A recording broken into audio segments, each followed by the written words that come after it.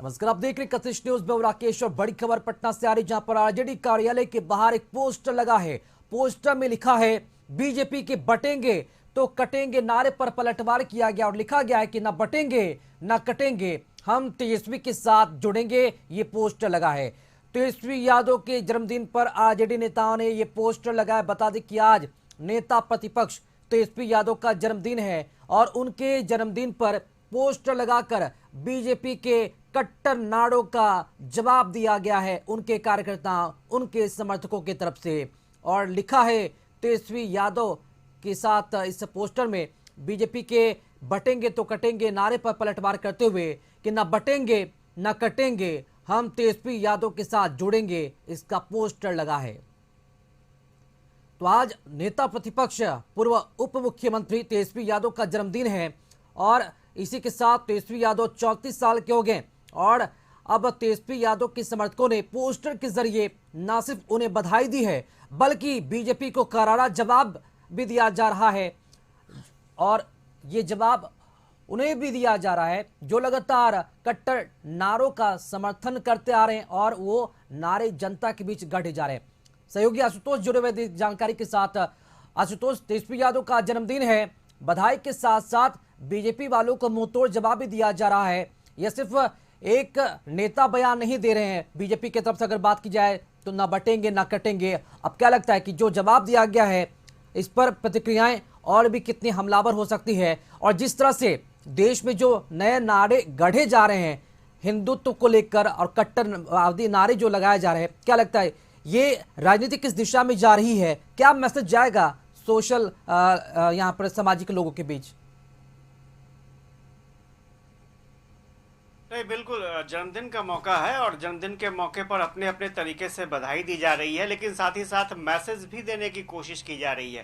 तेजस्वी यादव ने कल देर रात अपने समर्थकों के साथ जन्मदिन मनाया, लेकिन उनके समर्थकों ने पटना में एक पोस्टर लगा दिया है जिसमें साफ तौर पर जो बीजेपी के तरफ से एक नारे दिए जा रहे हैं कि बटेंगे तो कटेंगे, और इसमें विरोध किया जा रहा है बीजेपी के इन नारों का, न बटेंगे न कटेंगे, तेजस्वी के साथ जुड़ेंगे। स्वाभाविक तौर पर पूरे देश में एक चर्चा हो रही है। जिस तरह से स्टेटमेंट आया है योगी आदित्यनाथ का, उस पर लगातार चर्चा हो रही है और उसके बाद आरजेडी की तरफ से लगातार ये कोशिश की जा रही है कि अपने तरीके से इस स्टेटमेंट को कैश किया जाए, भुनाया जाए, लोगों के बीच संदेश दिया जाए। तो आरजेडी के नेताओं ने ये बेहतर तरीका चुना है। उन्हें लगता है कि इस मौके पर अगर वो मैसेज देते हैं तो दूर तक मैसेज जाएगा और स्वाभाविक तौर पर चर्चा होनी भी चाहिए, क्योंकि प्रधानमंत्री ने खुद मोर्चा संभाल लिया है और एक चुनावी कार्यक्रम के दौरान प्रधानमंत्री ने भी कहा है कि एक रहेंगे तो सेफ रहेंगे। तो अब ये चर्चा शुरू हो चुकी है कि आखिर इन बयानों का मतलब क्या है। क्या वाकई ये बयान जो है वो एक दूसरे को तोड़ने का मैसेज दे रहे हैं, या फिर जो विपक्षी दल है वो इन बयानों को गलत तरीके से पेश कर रहा है, या फिर बीजेपी के जो नेता स्टेटमेंट दे रहे हैं वो बिल्कुल सही दे रहे हैं। एकजुट रहने के लिए इसी तरह के स्टेटमेंट की ज़रूरत है। तो अपने अपने तरीके से बयानों को देखा जा रहा है और इतना ही नहीं, आपने देखा होगा कि पोस्टर में 2025 को लेकर के तेजस्वी यादव के सीएम बनने की कामना भी की है आरजेडी के नेताओं ने।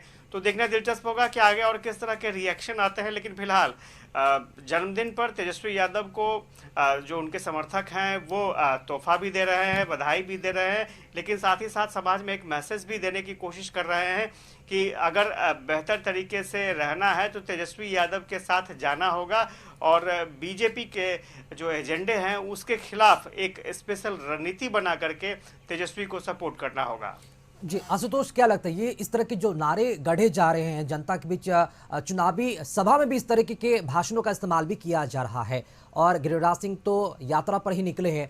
2025 के अगर विधानसभा चुनाव की बात की जाए तो बिहार में चुनाव होंगे, तो क्या लगता है कि क्या इम्पैक्ट जाएगा? लेकिन उसके पहले तो बिहार में उपचुनाव भी है, झारखंड में विधानसभा चुनाव है, क्या लगता है चुनाव पर क्या इसका असर देखने को मिल सकता है?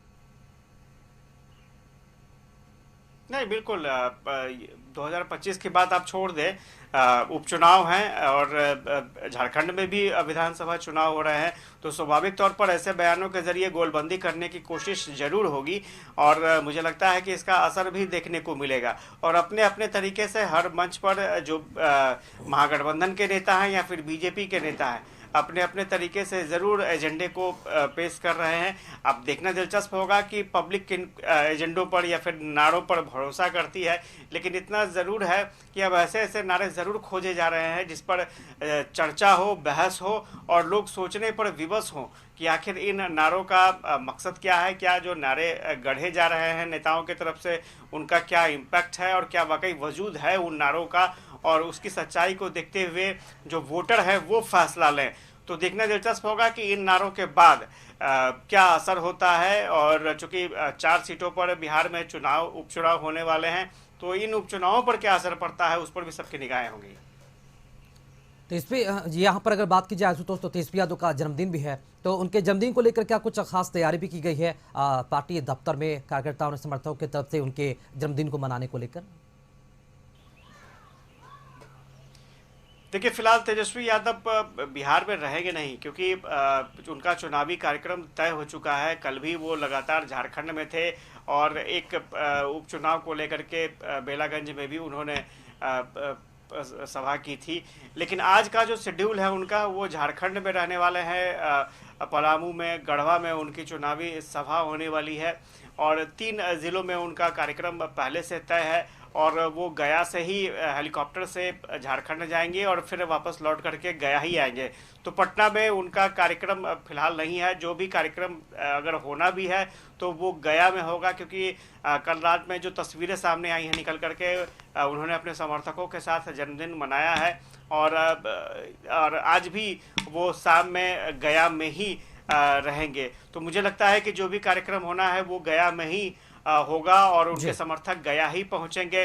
फिलहाल पार्टी के तरफ से कोई विधिवत सूचना नहीं दी गई है तेजस्वी यादव के जन्मदिन बिल्कुल, को ये लेकर। देखना ये रोचक होगा कि क्या कुछ और तस्वीरें आती हैं तेजस्वी यादव की जब वो जन्मदिन मनाएंगे। बहुत शुक्रिया आपका खबर पर जानकारी के लिए। चलिए, बड़ी